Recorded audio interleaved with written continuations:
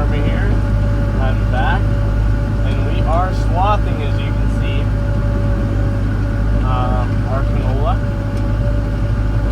Right now, I think it's August 15th when we're swathing this, which is pretty early for swathing, as far as swathing is concerned, but this year is definitely an earlier year. There's a few areas that are probably a little bit on the greener side that we should wait for. But then there's also areas which are very ripe. So, and you have to keep in mind that to swath all of our canola is probably going to take 3 to 4 days at least. So we kind of have to plan ahead, right? What's our canola going to look like in 3 to 4 days? And it just might be too bright by then, and especially if we only start in 3 to 4 days, and you have to again go later from there.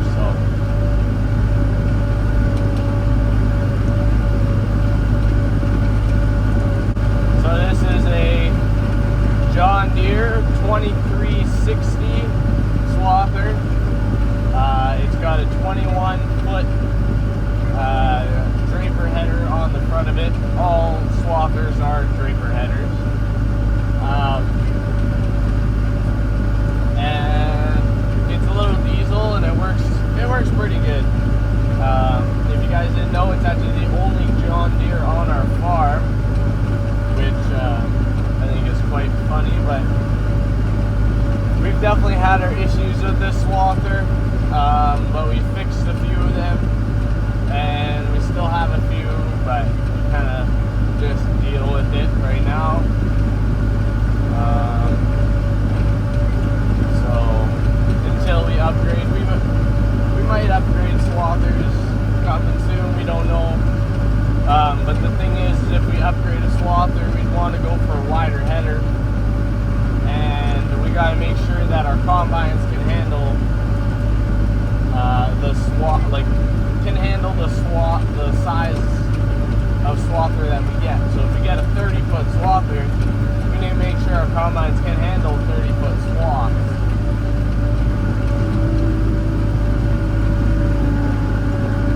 Lifting up here.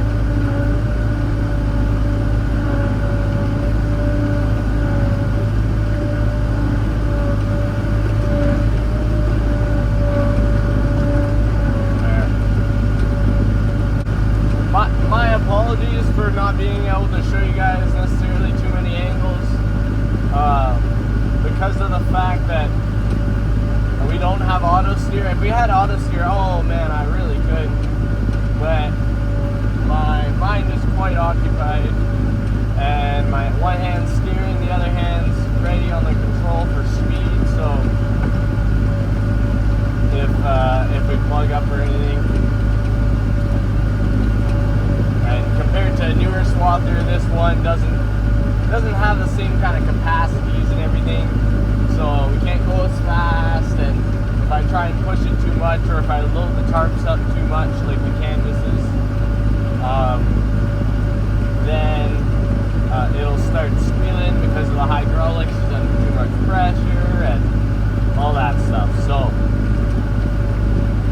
that's kind of why I don't want to necessarily risk, so to speak, giving you all too many angles and occupying. But with that being said, I'll try my best. Swathers are nice in the fact that I can turn the steering wheel just a little bit and it turns our swather a lot, which is nice. It does get, taking some getting used to, but and then the foot pedals that you see below me, this one is for my reel, and then this one's for my main header up and down, which so it keeps you occupied. I really love swathing. It's pretty fun, and it's a lot like different risk than combining, because with the combine there's just a lot more that you can damage, so to speak, which, I mean, you can definitely damage stuff in a swather, don't get me wrong, but it's way more simple for the mechanisms and everything, right? Where a combine, you have this, plus you have everything underneath and behind you to deal with, so. Yeah.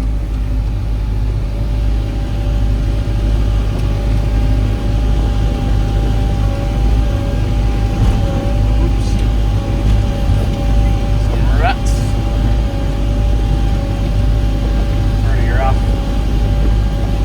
It's a thing, it's definitely more rough than a swather. We have smaller tires.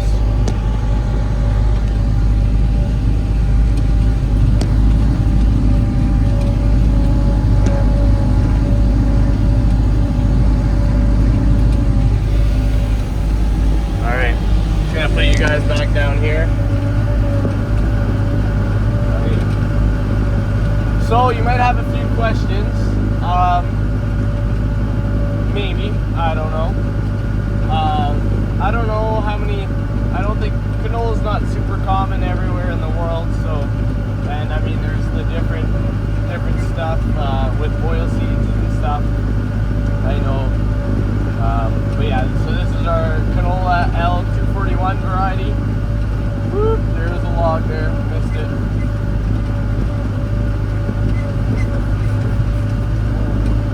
Yeah, see, there's a lot more green here.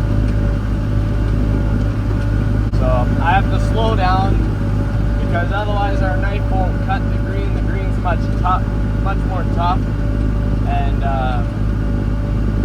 yeah, if you think of like wood, if you ever try and snap a branch, basically, a dry branch will snap way easier than a wet one.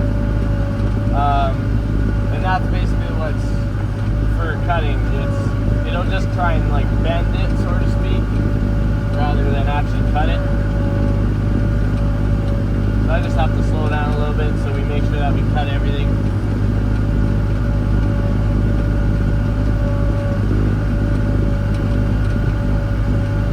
So a few questions that you guys might have. Why do we swath? First off, I guess. And we swath because of the fact that basically canola would take a while to get ripe, and as you can see, there's a lot of plant. So the top might ripen, but underneath will still be really green. So if you come to combine it without swathing it, like as if we were to combine all the rest of our crops, the bottoms will still be green, and you'll have a lot of green canola still in your sample, which you don't want, because one, when you store it in the bin, it could basically heat. The grain will heat if it has too much moisture, and then if, like, another thing would be the combine just does not like green at all, so you run the risk of plugging a lot more with that, and yeah, and you get docked at the grain elevator when we go to sell our grain. If you have green, then you lose out on quite a lot of money, actually. So it kind of helps that way. Now, to avoid this, what some people do and what you could do is take a plane and get a plane to basically spray our canola and kill it off. So that would kill off all the green. Now, we'd have to pay for that plane and the chemical to use to apply onto our canola, which would in turn cost money. And we don't have that, so we have to get someone to do it and make sure that they can do it at the right time and everything, which does work, especially for bigger producers. It can work. Or for us, we swath our canola because it gets it nice and even. We don't really lose any canola from shelling with this. And what I mean by shelling is the plant, the pods which hold the seed, if you hit them and they're too ripe, they will burst open and the seed will just come out just like that, and you'll lose your seed, which you don't want to be losing seed if you can help it. So, but with swathing you won't do that. But again, if you go to combine it when it's super ripe, and that's kind of the disadvantage with spraying still, is you still have to pass your combine when the canola is ripe. And well, that will shell your crop and you'll lose a certain percentage of your crop right there. This is thick. I like it. But it may be, come on, keep going, keep going, keep going. Like I was saying, it gets pretty heavy.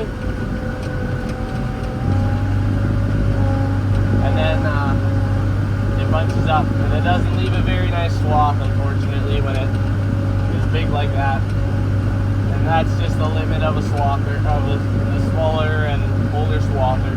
Mainly the smaller factor, but speaking of older, this is I believe a 1998 swather, I think, but I mean, don't quote me on that. It's got just over 2,000 hours, 2,200 hours on it, and we've had it since I think about 2007. Had this swather, which was a big upgrade from our last swather, which was an open station, so no cab, Massey Ferguson, and I believe that one was 14 foot, this is 21s, so works better. Another question that you might have is, what happens if you swath it when it's too green? Well, if we swath it when it's too green, then the seed might have not produced, like the plant might have not produced all the seeds it could. So you might lose some seed there. As well as, not to mention that the seed might not be full size, and it's not ready yet. Yeah, it's just not ready. It's like picking apples in a way. Apples, you can pick them early, but they're not going to be fully ripe. They're going to be a little bit small, and you're just not going to get as much out of it. Whereas if you leave it for a little bit longer to ripen up, right now, right where I am, this is the prime kind of ripeness I'm thinking for it. Then you'll be good.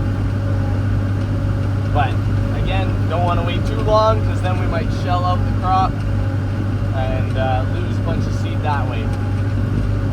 Alright, I'm just gonna hop out here. Oh, stretch my legs. Okay. Bend that a little bit close. So, this is our roller. This pushes the canola down, so then the wind doesn't want to take off with it. We lost the mechanism up here, so it's just being held on by the safety chain, which works, but you just gotta be careful not to turn too tight, that's all. So these are the canola swaths that we leave. And yeah, I mean, they're not huge, but it's pretty nice still. Nice enough. This is our swather. There you go. So, you can come along here and you can look for your losses, right? Like, there's actually not much, but you'll find some canola there.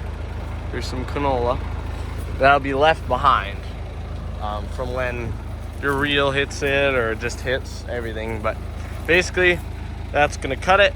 It's gonna fall on the tarp. The tarp's gonna bring it to the middle. It's gonna go underneath and then get pushed down by the roller. So, but swathing's pretty neat. Again, I enjoy it, and it's something that we need to do in order to, get a really good crop and get our canola in, right? So, but with that, I've taken up enough of your guys' time. So I really hope that you guys enjoyed this video. There's a lot of information and stuff, but I'm just gonna keep going on swathing, and I'll see you guys later.